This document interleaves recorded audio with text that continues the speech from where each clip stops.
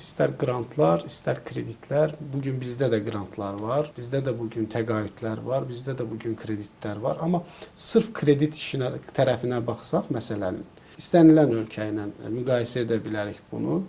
Ən uğurlu, ən uyğun şərtlərlə verilən kreditlər bugünkü gün bizim ölkədə ola bilər.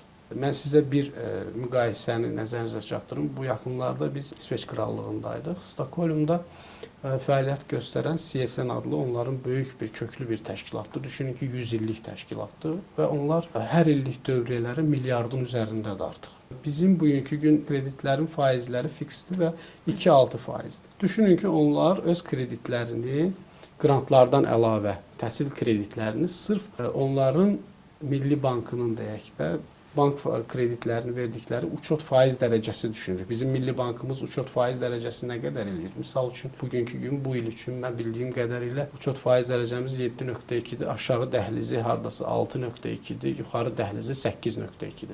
Amma bizim kreditlər 2 və 6%-dir. Yəni, uçot faiz dərəcəsindən aşağıdır. İnflyasiya faizimiz 6%-dirsə, elə ən yuxarı kredit faizimiz inflyasiya faizi qədərdir.